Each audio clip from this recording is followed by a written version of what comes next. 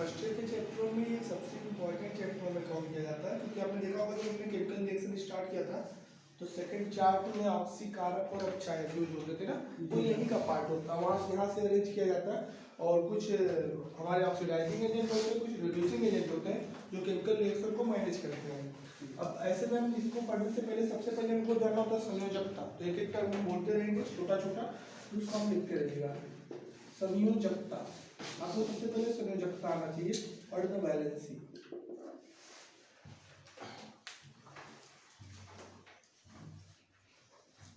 सात आठ पॉइंट है, इसको आप समझ लोगे तो आपके लिए बेहतर होगा। संयोजकता बताएंगे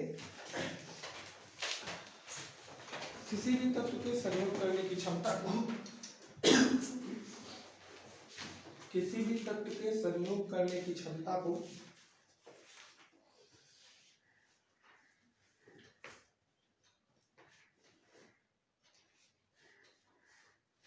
किसी भी तत्व के संयोग करने की क्षमता को संयोजकता कहते हैं।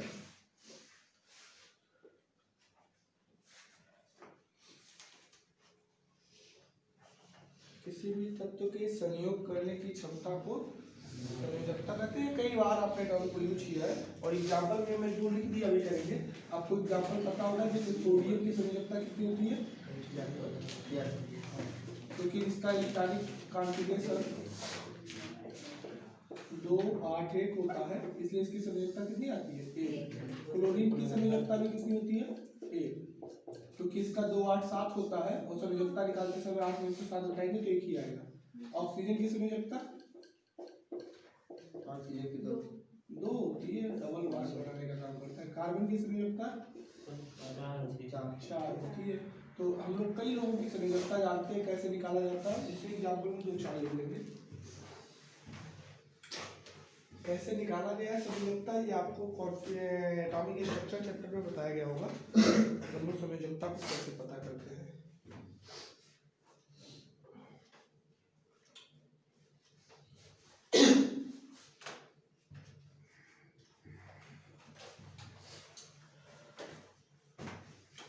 दूसरा टर्म इसमें जानना होगा ऑक्सीकरण अवस्था। ऑक्सीकरण अवस्था, ऑक्सीडेशन स्टेट लेंगे। अणु में किसी तत्व की ऑक्सीकरण अवस्था, अणु में किसी तत्व की ऑक्सीकरण अवस्था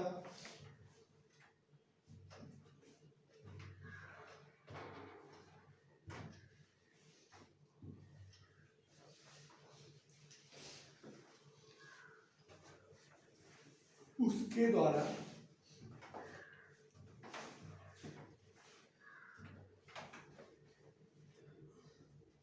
निकाले या ग्रहण किए गए इलेक्ट्रॉनों की संख्या होती है, या ग्रहण किए गए इलेक्ट्रॉनों की संख्या होती है।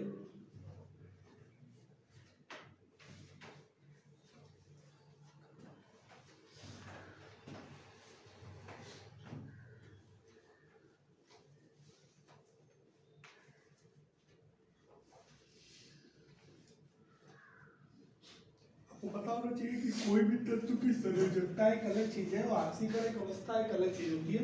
ये उसकी फाइनल सिचुएशन होता है कि उसके साथ क्या हुआ है। जैसे NaCl हुआ और इसमें Na की ऑक्सीकरण Na ने एक दिया, इसकी ऑक्सीकरण अवस्था क्या होगी,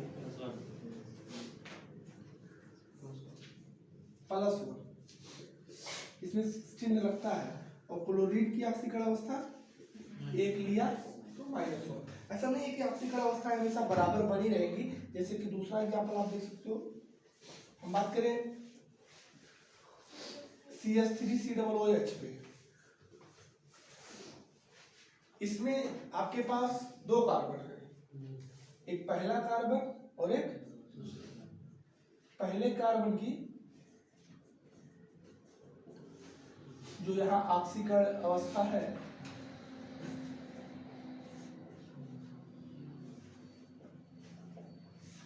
पहले कार्बन की उसमें देखोगे तो -3 पे है। कितना है? -3। जबकि सेकेंड कार्बन की जो ऑक्सीकरण अवस्था है वो +3 पे है। कितने पे है? +3 पे है। तो एक कार्बन -3 पे है जबकि दूसरा कार्बन +3 पे है। तो ऑक्सीकरण अवस्थाएं कोई जरूरी नहीं होता कि एक ही है, संयोजकता से अलग होता है। तो आप 2 एग्जाम्पल लिख लोगे, पहला और दूसरा, और उसके बाद ये निकालोगे ऑक्सीकरण संख्या। अभी समझ में आ जाएगा आप सब चीजें। ऑक्सीडेशन स्टेट उसे बोलते हैं, इसको ऑक्सीडेशन नंबर बोलते हैं।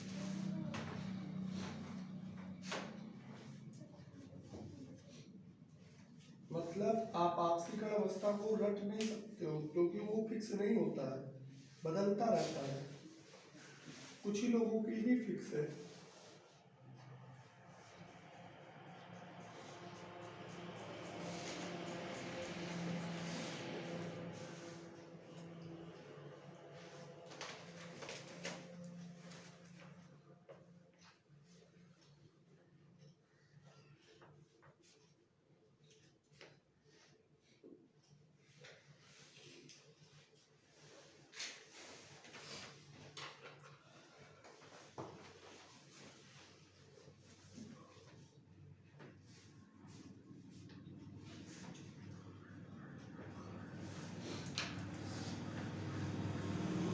ऑक्सीडेशन नंबर या ऑक्सीकरण संख्या बताइए।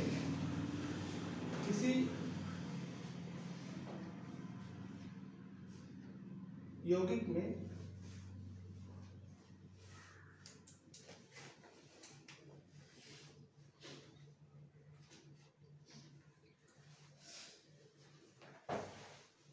तत्व की ऑक्सीकरण संख्या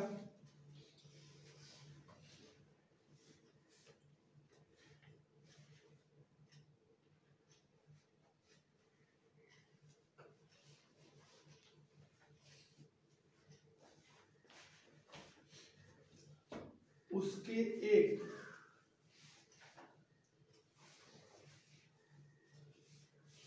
परमाणु द्वारा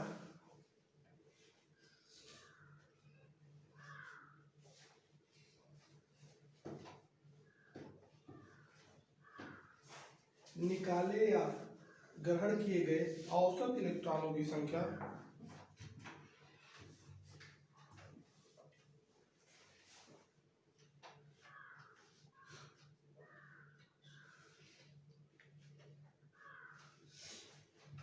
ऑक्सीकरण संख्या कहलाती है। औसत इलेक्ट्रॉनों की संख्या ऑक्सीकरण संख्या कहलाती है।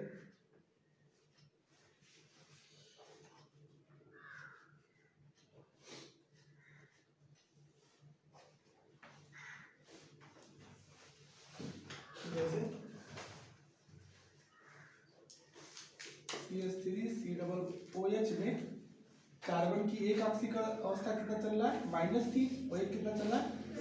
तो कार्बन की जो ऑक्सीकरण संख्या होगी वो आप अलग अलग नहीं बता सकते। -3 + 3 बटे औसत निकालेंगे कितना आएगा? 0। मतलब उसकी ऑक्सीकरण संख्या 0 है।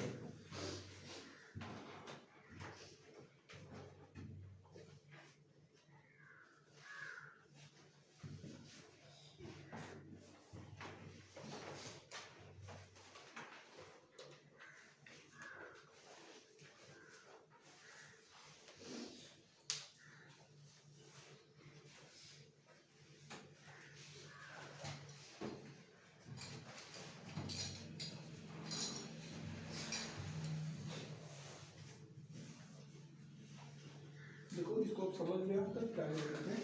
संयोजकता हम लोगों की इच्छा की तरह होती है। जैसे हम लोग कोई चीज इच्छा या विशेष करते हैं, उसे उन लोगों के एटमों की भी अपनी एक इच्छा होती है। आपको पता होगा कि हर परमाणु अस्थायी होने के लिए अष्टक नियम का पालन करता है। वो चाहता है कि उसके बाह्य कक्षक में इलेक्ट्रॉन रूप से भरे हो या फिर 8 इलेक्ट्रॉन हो। उसके लिए या तो उसे इलेक्ट्रॉन निकालना पड़ता है या तो इलेक्ट्रॉन ग्रहण करना होता है। जैसे सोडियम के अगर बाहर देखा जाए तो 2 8 इलेक्ट्रॉन को जैसे एक इलेक्ट्रॉन निकालने की इच्छा रखता है, निकालता नहीं है, निकालने की, क्योंकि निकालोगे तब जब कोई लेगा। मतलब सोडियम परमाणु अगर कहीं पे रख दोगे तो उसके पास कितने इलेक्ट्रॉन होंगे? 11, 2, 8, 1। वो चाहता है कि एक इलेक्ट्रॉन निकाल दिया जाए जिससे कि 2 और 8 बचे और एक अक्रिय तत्व की संरचना मिल जाए, मतलब अस्थायी हो जाए। तो वो एक इलेक्ट्रॉन निकालना चाहता है, इसलिए उसकी संयोजकता कितनी हो गई? एक। क्लोरीन के हिसाब से देखें तो क्लोरीन का परमाणु क्रमांक 17 होता है, जिसका इलेक्ट्रॉनिक कॉन्फ़िगरेशन 2 8 7 होता है। ये अपने 12वें इलेक्ट्रॉन में 8 इलेक्ट्रॉन रखने के लिए एक इलेक्ट्रॉन ग्रहण करना चाहता है, और उसकी वो इच्छा है जो एक इलेक्ट्रॉन ग्रहण करना चाह रहा है, तो उसकी भी संयोजकता कितनी होगी? निकालने वाले को प्लस कहोगे नहीं, निकाल देगा तब प्लस कहोगे। वो निकालना चाहता है, पता नहीं निकालेगा कि नहीं निकाल पाएगा कि बैठा रहेगा, इससे कैसे तुम ना सकते कि नहीं। अब वो एक निकालना चाहता है इसलिए उसकी संयोजकता एक। तो संयोजकता में कभी भी प्लस और माइनस नहीं होता है, तो संयोजकता एक इच्छा होती है, एक विशेष होता है एटम का जो वो करना चाहता है, पता नहीं कर पाएगा कि। जैसे हम लोग अगर मान लीजिए सोच लिए कि चलते हैं आज मार्केट से 500 कमा के आएंगे, तो 500 कमा के आ जाने का हमारी इच्छा है, वो हमारी संयोजकता है। जरूरी है 500 कमा पाओगे? पता चलेगा गए वो एक्सीडेंट हो गया, पैर टूट गया, 2500 का प्लस्तर करा का है वो, तो इच्छा थी 500 कमाने की, 2000 घरों गया है। तो जो होता है वो अलग बात है, जो तुम इच्छा रखते हो वो अलग बात है।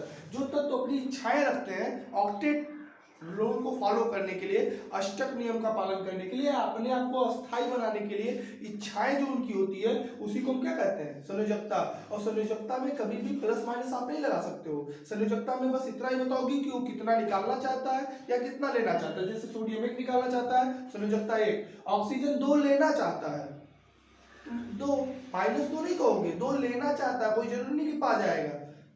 क्लोरीन 1 लेना चाहता है, 1।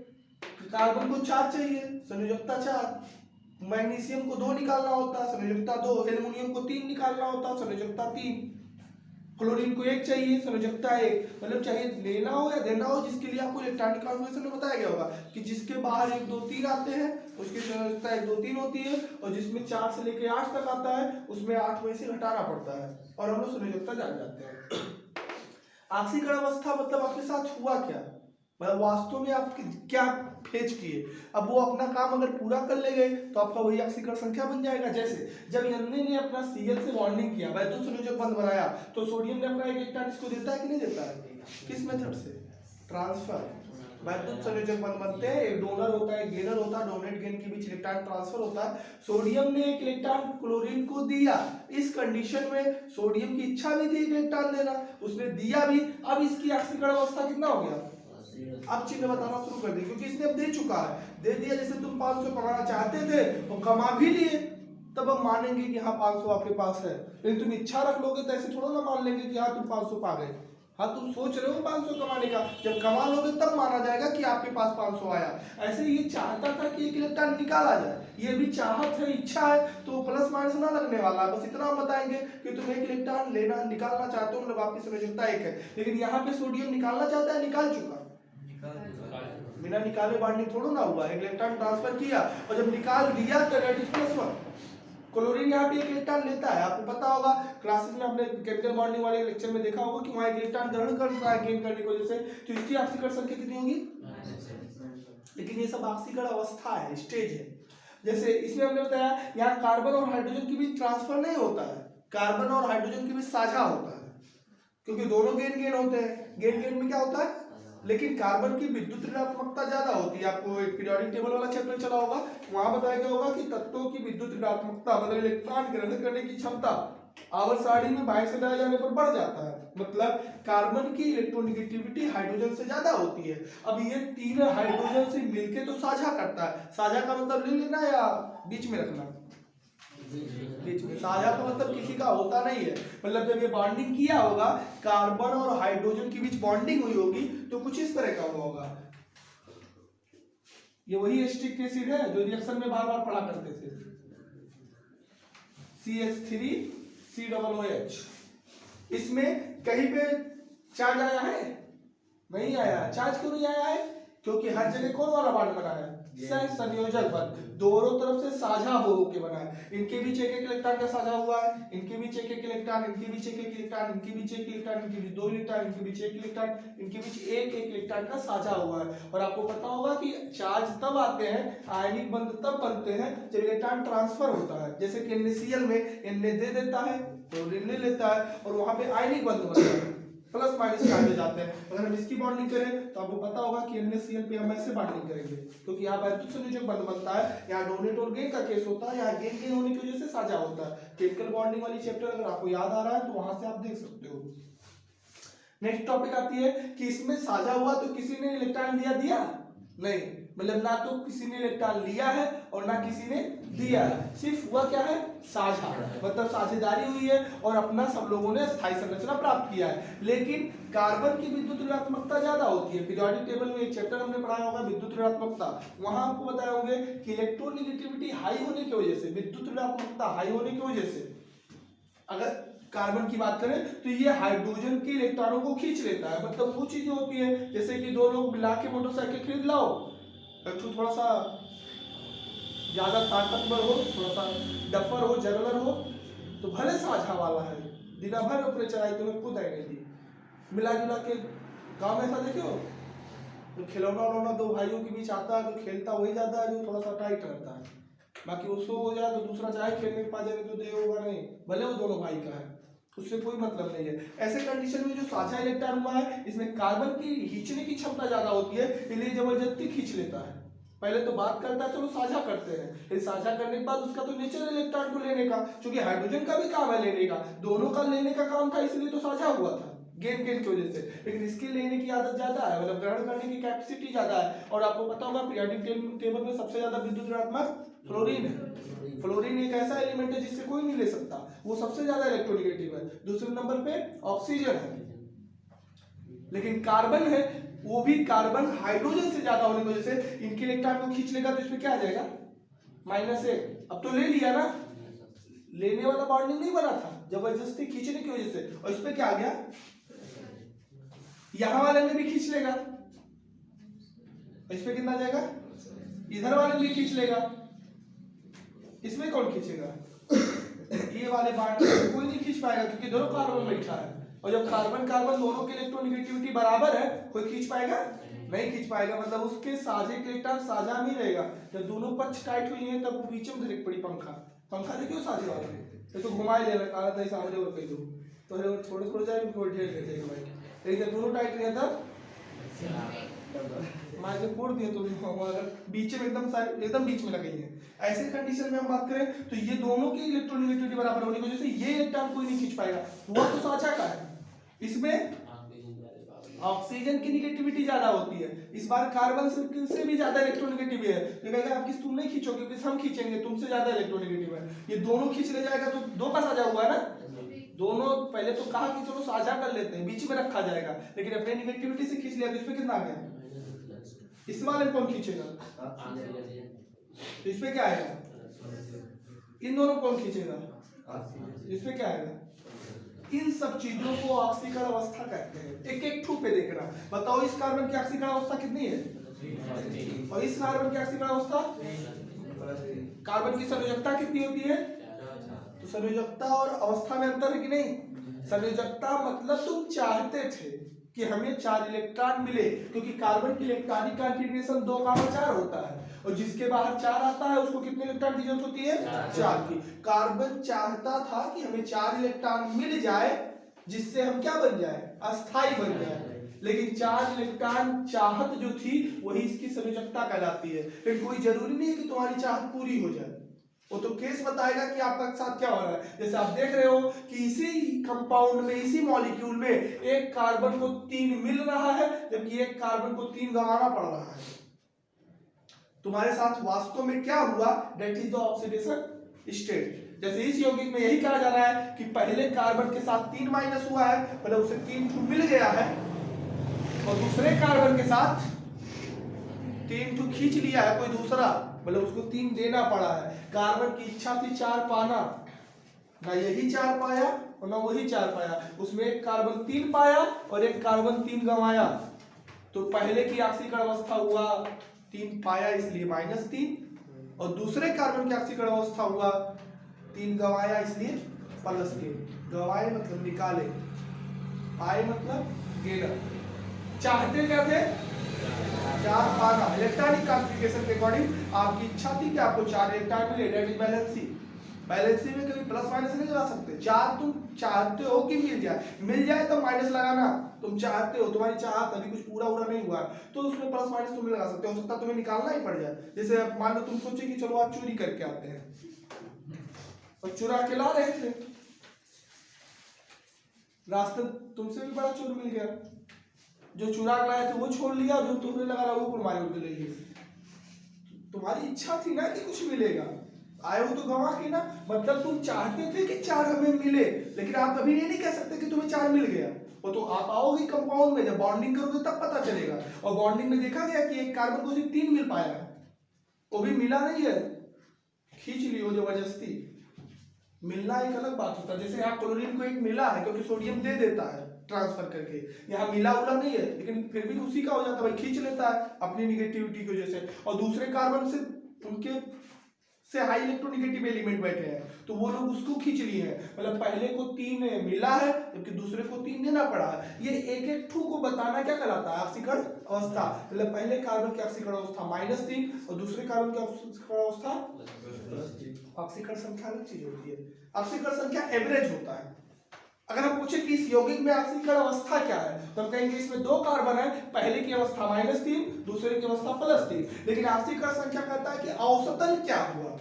कार्बन की ऑक्सीकरण संख्या मतलब कार्बनों का औसत कर दो, तो एक कार्बन में -3 और एक कार्बन का +3, 2 लोग हैं तो औसत में कैसे डिवाइड करोगे, 4 लोग होते तब कैसे डिवाइड करते, 4 से औसत निकालना जानते हो ना।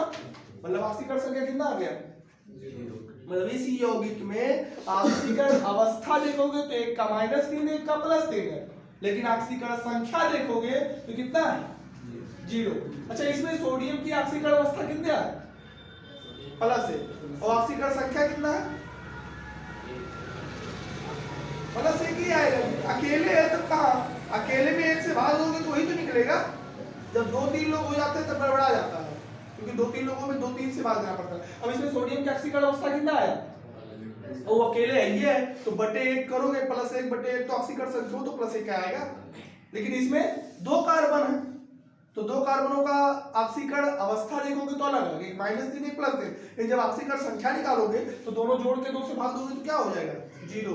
जैसे इसमें हम बोले हाइड्रोजन की ऑक्सीकरण संख्या कितना है, हाइड्रोजन की ऑक्सीकरण संख्या तो कहेंगे 1 2 3 4 +4 है और 4 लोग हैं भी तो +1 +1 +1 +1/4 +4/+4 कितना आएगा, +1। मतलब ऑक्सीकरण संख्या कितना आएगा, +1 आएगा। समझ में आया। ये 3 चीजें आपको एकदम स्पेशली समझना है। संयोजकता एक अलग चीज, ऑक्सीकरण अवस्था एक अलग चीज, ऑक्सीकरण संख्या एक अलग चीज। अगला ऑक्सीकरण संख्या ज्ञात करने की नियम, ऑक्सीकरण संख्या ज्ञात करने के नियम।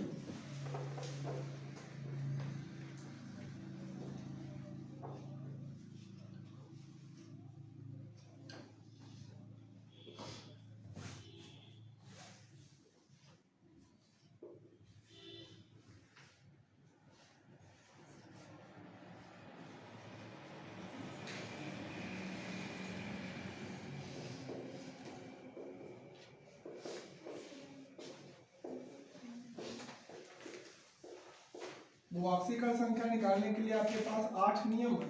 अगर वो 8 नियम जानते हो तभी आप निकाल पाओगे तत्काल, और जब तक ऑक्सीकरण संख्या नहीं निकलेगा तब तक जान लेना ये चैप्टर भूल हो जाएगा हाथ से। और ऑक्सीकरण संख्या निकालने के लिए पहला नियम देखिए, परमाणु या अणु की ऑक्सीकरण संख्या 0 होती है।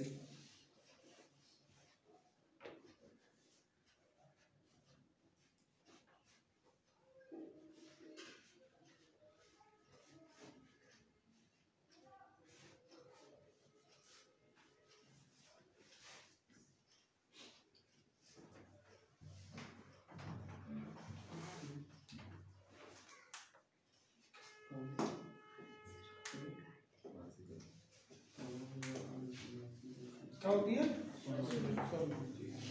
जैसे देखो n में अकेले लिख दिया जाए, इसकी संयोजकता कितनी होगी, संयोजकता माने 1 होती है, +1 की खाली 1 चिन्ह मत लगाना, 1 होती है। मतलब वो चाहता है कि 1 इलेक्ट्रॉन निकले। खाली सोडियम में उसका ऑक्सीकरण संख्या क्या होगा, 0। क्यों 0 होगा, क्योंकि ना तो ये निकाल पाया है, ना तो किसी से दे पाया है, ना ले पाया है, ना खींच पाया है, खाली अकेले बैठा है। तो इसकी आक्सीकरण संख्या क्या हुआ? मतलब ये कुछ नहीं कर पाया है। चाहता क्या है? चाहत है संयोजकता, मतलब सोडियम की संयोजकता कभी पूछा जाएगा +1 बताना पड़ेगा। लेकिन खाली सोडियम इसे अकेले बैठा है और उसकी आक्सीकरण संख्या पूछा जाएगा, कितना बताओगे? 0। H2 का बताओ।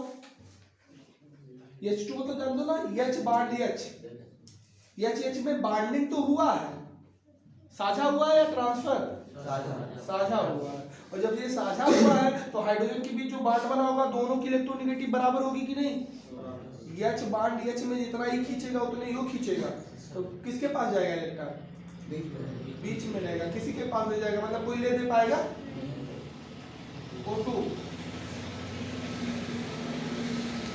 O2 में O डबल बांड होता है, O डबल बांड O2 का मॉलिक्यूलर फॉर्मूला।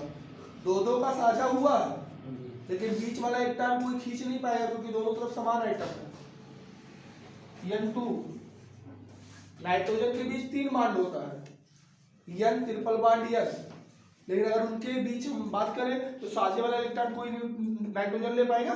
क्योंकि इधर भी नाइट्रोजन और इधर भी नाइट्रोजन लेगा कौन? इधर भी ऑक्सीजन, इधर भी ऑक्सीजन, इधर भी हाइड्रोजन, इधर कोई ले पाएगा बीच वाला? क्योंकि दोनों तरफ की निगेटिविटी बराबर है, एटम बराबर है, कोई नहीं खींच पाएगा, मतलब लेन देन नहीं हो पाएगा। लेन देन हुआ ही नहीं है, वहां तो साझा हुआ है, तो साझा में भी कोई खींच खाच नहीं पाएगा क्योंकि दोनों बराबर चल रहे हैं। तो किसी भी तत्व लिखा हो, एटम लिखा हो, परमाणु या कोई अणु लिखा हो, इनके ऑक्सीकरण संख्या क्या होती है? शून्य होती है। मतलब तुरंत समझा जाते हैं कि इनकी ऑक्सीकरण संख्या शून्य होगी। क्यों शून्य होगी? क्योंकि इनमें कोई भी घटना नहीं हो पाई है, ना तो इलेक्ट्रॉन डोनेशन ना तो इलेक्ट्रॉन गेनिंग। तो ये पहला रूल तो आपको हमेशा याद रखना होगा कि जब कोई परमाणु अणु आता है, जब कोई परमाणु अणु आता है तो उसकी ऑक्सीकरण संख्या क्या होती है? जैसे P4 है, इसी में या सेठ है, ये सब मालूम में आते हैं। दूसरा देखो, आयनों की ऑक्सीकरण संख्या उनके आवेश के बराबर होता है।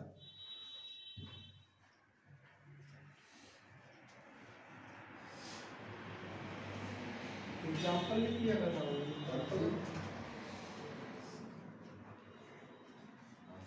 आयनों की ऑक्सीकरण संख्या उनके आवेशों के बराबर होता है।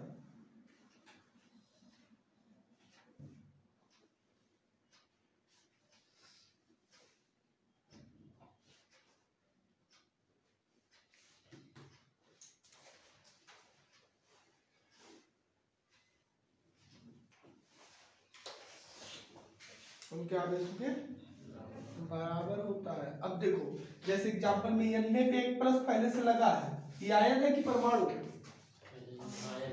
जब परमाणु पे चार्ज आया जाए उसको आयन कहते हैं। आपको पढ़ाया गया होगा आगे, इसी परमाणु को आयन कहते हैं।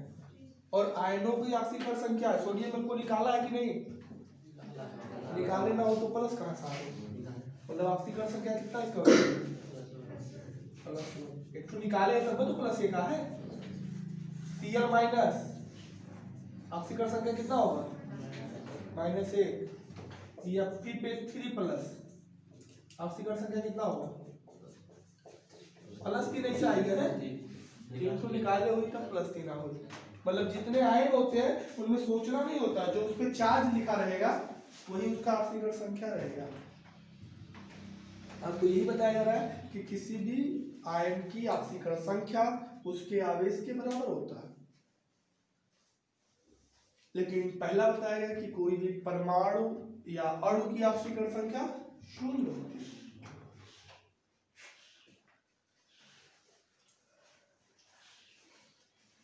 तीसरा, क्षार धातु अपने यौगिकों में +1 की ऑक्सीकरण, अपने यौगिकों में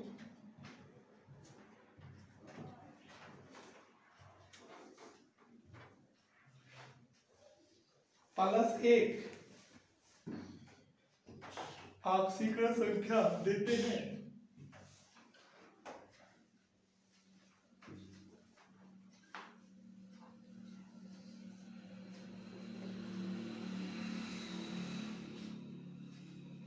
कितना देते हैं? प्लस 1 देते हैं। ये तीसरा नंबर। ये अकेले सोडियम रहेगा तब तो जीरो, तो परमाणु हो गया ना। लेकिन जब वो अपने यौगिक में आएगा, किसमें? Na प्लस NaCl एक यौगिक है कि नहीं? इसमें Na अपना कितना रखेगा? प्लस 1। जैसे KOH है, K कितना रखेगा? क्षार धातु ना के। तो एग्जांपल में आप लिख सकते हो क्षार धातु में कौन कौन आते हैं जी? Lithium, sodium, potassium, rubidium, caesium, francium, तो रेडियो एक्टिव होता है।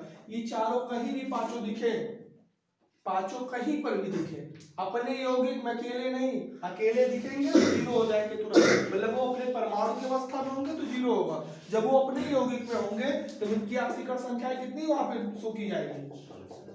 क्योंकि पीरियोडिक टेबल में पढ़े होंगे, फर्स्ट समूह के तत्व हैं, इनके बाहर में एक आता है और ये लोग एक निकालते हैं अक्सर करके, क्षार धातु कहलाते हैं, इसलिए प्लस 1 होता है। तो ये लोग जहां भी अपने यौगिक में, जैसे NaCl एक यौगिक था, उसमें हम जाएंगे Na प्लस 1, KOH एक यौगिक था तो K के लिए हम जाएंगे प्लस 1। ये पांचों क्षार धातु हैं और क्षार धातुओं की ऑक्सीकरण संख्या उनके यौगिकों में प्लस 1 होती है।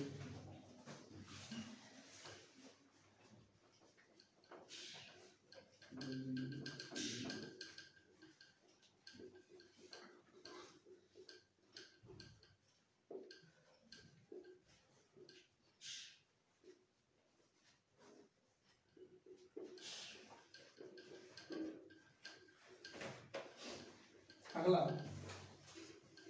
क्षारीय मृदा धातुओं की ऑक्सीकरण संख्या या क्षारीय मृदा धातु अपने यौगिकों में, क्षारीय मृदा धातु, क्षारीय मृदा धातु अपने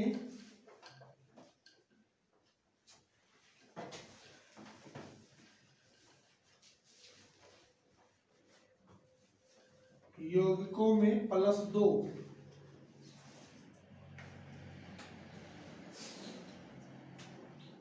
की, प्लस 2 की ऑक्सीकरण अवस्था या ऑक्सीकरण संख्या देते हैं, प्लस 2 ऑक्सीकरण संख्या देते हैं या प्रदर्शित करते हैं दूरी करना।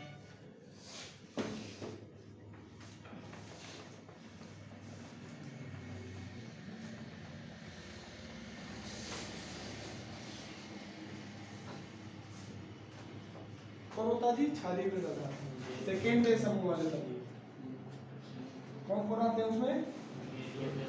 Magnesium, beryllium, calcium, strontium, radium. Radium भी इसमें आता है, लेकिन रेडियो एक्टिव होता है तो उसके यौगिक तो जल्दी बनते नहीं है। ये लोग अपने यौगिकों में कितना रखेंगे? जैसे कोई यौगिक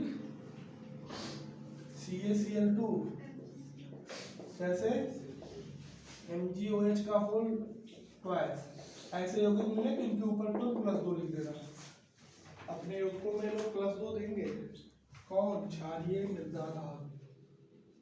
अकेले रहेंगे तब जीरो, क्योंकि परमाणु की अवस्था में रहेंगे तो जीरो, लेकिन जब अपने यौगिक में रहेंगे तो प्लस 2।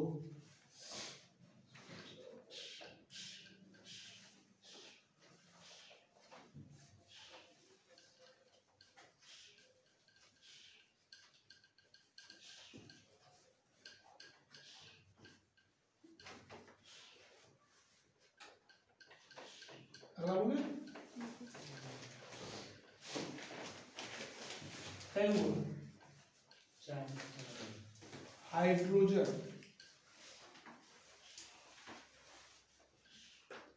धातुओं के साथ -1 और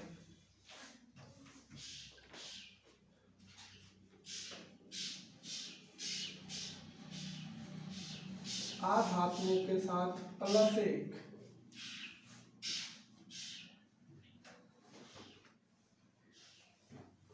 धातुओं के साथ -1 और अधातुओं के साथ +1 की ऑक्सीकरण संख्या प्रदर्शित करता है।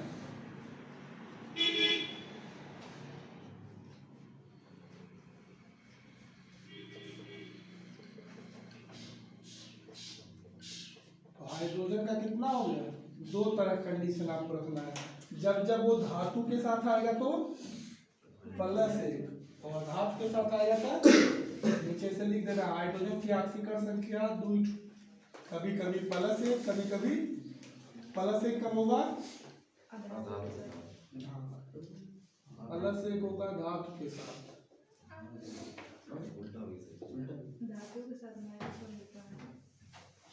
धातुओं के साथ -1 राइट, और +1 धातुओं के साथ।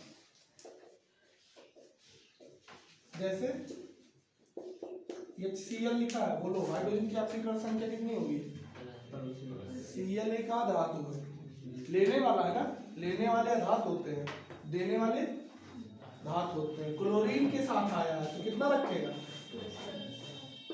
Calcium hydride.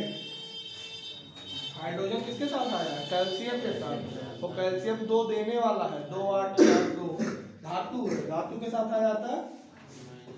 दोनों एग्जांपल ले लो, हाइड्रोजन कभी +1 कभी -1, धातु के साथ रहेगा तो -1 और धातु के साथ रहेगा तो +1।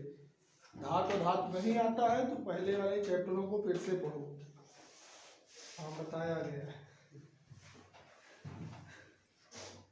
पहचानना पड़ेगा ना कौन धातु है कौन अधातु है, कौन इलेक्ट्रॉन निकालेगा कौन इलेक्ट्रॉन लेगा। बैक गेयर लगाओ, पीछे जाओ, परमाणु संरचना इलेक्ट्रॉनिक विन्यास जानते हैं। यहाँ सब 90% इंटर तक पहुंच जाते हैं, कुछ पता नहीं है कौन धातु है कौन अधातु है, कितना इलेक्ट्रॉनिक विन्यास है। इंटर पास है, 85% के रिजल्ट रखे हैं, वो वाली पढ़ाई सबसे बेकार होती है। जानते हो पढ़ाई वो वाली एकदम बेकार है, किसी काम की।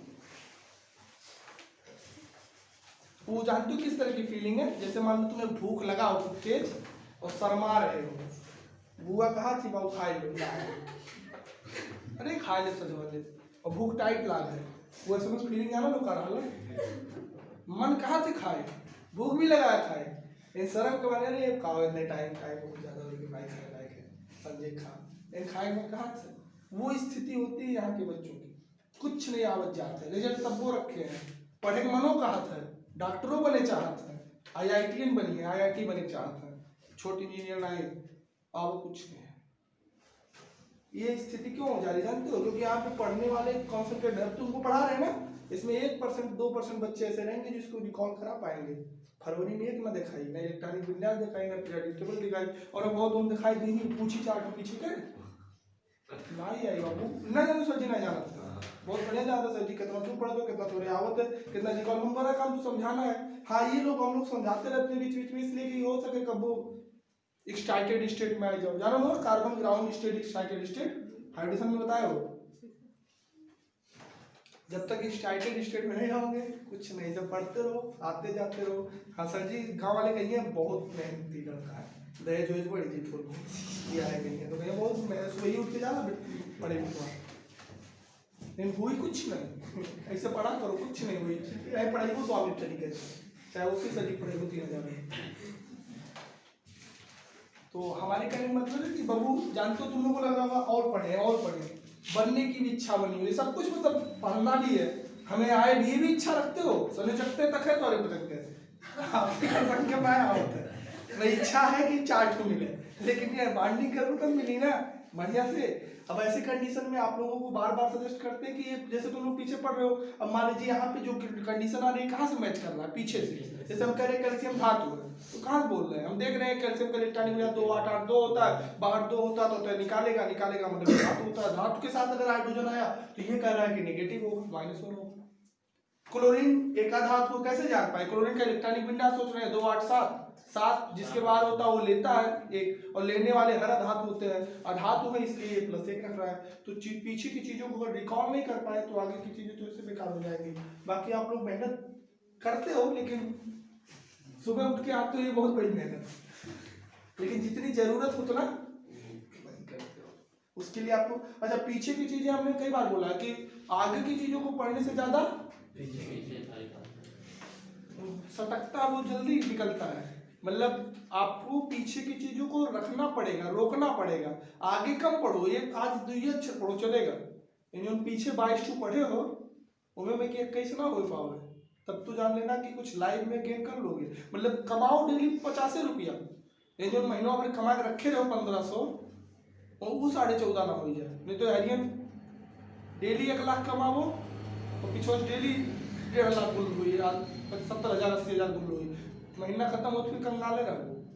कंगाल जाते हो, हमारे यहाँ एरिया में बहुत से लोग होते हैं बहुत पैसा कमा रहे हैं, लेकिन उनसे पैसा मांगो तो उनके लिए रही हुई नहीं, उनके पास वही होती है, उनके आने का जितना रेट होता है उससे कहीं ज्यादा रेट जाने का होता है। मतलब आपको आने वाले रेट को नहीं बढ़ाना है, जाने वाले को रोकना पड़ेगा, क्योंकि उस तरह तो 1 करोड़ डेली कमाओ उससे क्या मतलब है। 1 करोड़ डेली उड़ा दो, 1 करोड़ उड़ाओ, 1 करोड़ उड़ाओ, ब्याज में दवाई कराओ, कोई भी पैसा मांगो क्यों से कर्जा तो नहीं पड़ी, क्योंकि 1 करोड़ कमाते ही मायने नहीं है, मायने ये कि तुम उसमें से कितना रोक पा रहे हो। और इंपॉर्टेंट हमने कई बार बताया कि पीछे के चैप्टर को आपको बार बार पढ़ना पड़ेगा, एक बार पढ़ने से नहीं आता। वो ये जो हम बक रहे हैं ना बहुत पढ़े हैं तब जाके ये सब माइंड में सेटअप हुआ है, और आपको भी कई बार पढ़ना पड़ेगा क्लियरिटी के लिए, कई बार। हम चूंकि आप लोग क्रैश कोर्स में हो तो बहुत ज्यादा सिखाया भी नहीं जा सकता हो, क्योंकि फाउंडेशन कोर्स में हम लोग बहुत सी चीजों को और बताते रहते हैं। अब क्रैश के अकॉर्डिंग ही बताया जा रहा है, लेकिन जितना बताया जा रहा है वो सफिशियंट है, इतना ही सफिशियंट है अगर आप बढ़िया से तैयार किए तो। नेक्स्ट, ऑक्सीजन की ऑक्सीकरण संख्या।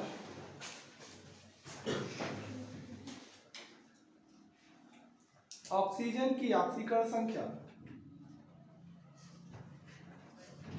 सामान्यतः -2, सामान्यतः -2,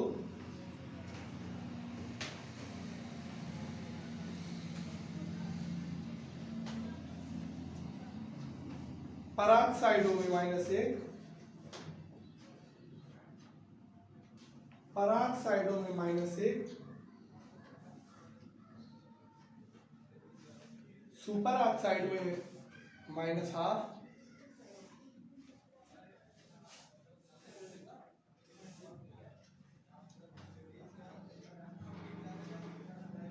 और ऑक्सीजन डाइफ्लोराइड, ऑक्सीजन डाइफ्लोराइड में +2 होता है।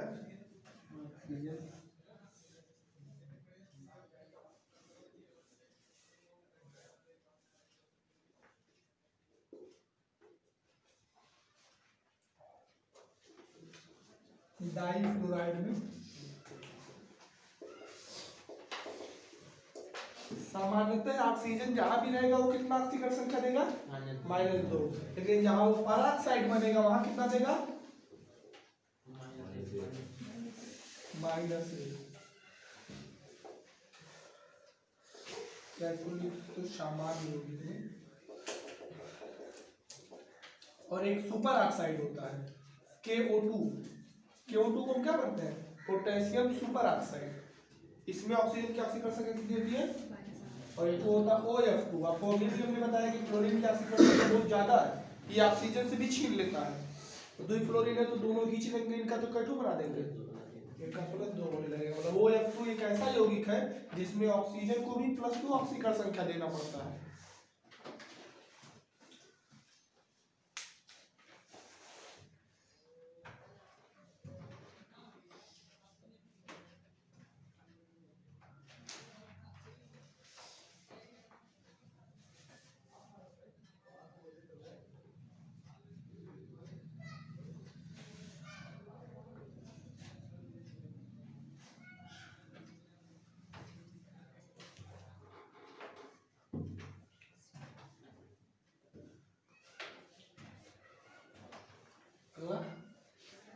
छह हुआ, सातवां, किसी भी यौगिक में सभी तत्वों के ऑक्सीकरण संख्याओं का योग,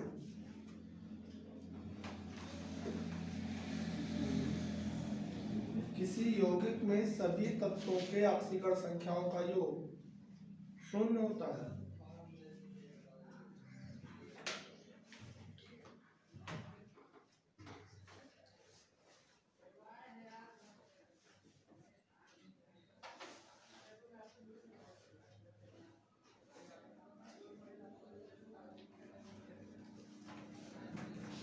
कोई यौगिक अगर आप लेते हो, जैसे एग्जाम्पल में देखो, मान लीजिए हमारे पास NaCl, इसमें सभी तत्वों के ऑक्सीकरण संख्याओं को जोड़ दोगे तो क्या हो जाएगा, देख Na का कितना होता है और क्लोरीन यहाँ पे कितना रखता है, टोटल कितना आएगा। जैसे आप H2SO4 ले लो, हाइड्रोजन कितना रखता है, अधातु के साथ आ रहा है, सल्फर लेने वाले हैं, ऑक्सीजन लेने वाले हैं, तो अधातु ना +1 रखेगा। कई लोग हैं तो 2 लोगों का 2 प्लस में हो जी, एक सल्फर का +6 होता है इसमें, ऑक्सीजन का -2 होता है, सामान्य यौगिक में 4 लोग हैं, टोटल कितना आएगा। KNO3 पोटेशियम नाइट्रेट, पोटेशियम अपने यौगिकों में कितना रखता है, +1, क्षार धातु है, क्षार धातु जब भी आता है तो अपने यौगिक में +1, नाइट्रोजन यहाँ +5 रखता है और ऑक्सीजन -2 रखता है, 3 लोग हैं तो -6, तो कितना आएगा। ये रूल है कि किसी भी यौगिक के सभी तत्वों की ऑक्सीकरण संख्याओं को जोड़ दिया जाए तो 0 हो जाता है। The sum of all oxidation number of each element in a compound becomes 0. 2-3 example लिख लो, 2 ठो लिख लोगे बहुत।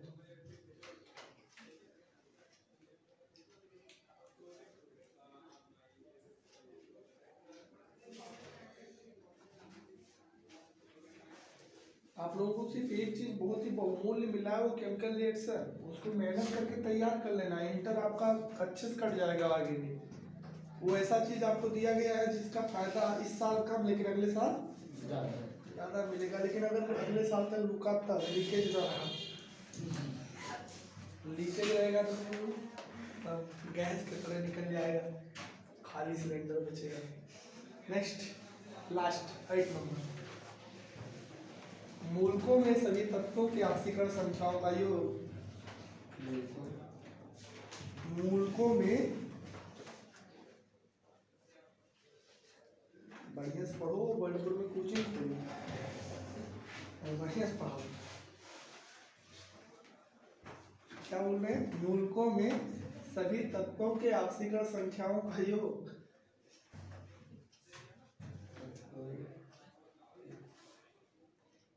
मूलकों में सभी तत्वों के ऑक्सीकरण संख्याओं का योग उनके आवेश के बराबर होता है।